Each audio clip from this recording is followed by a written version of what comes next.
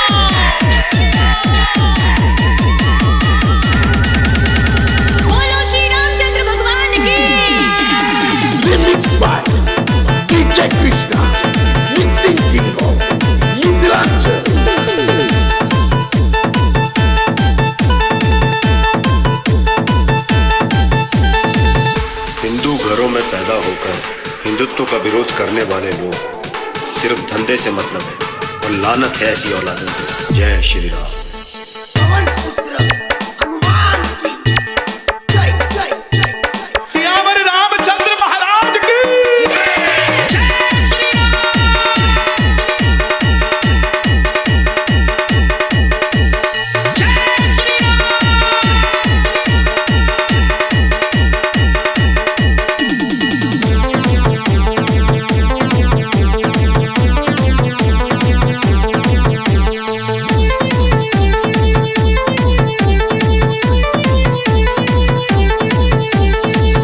रामनवमी आ गई है भाइयों।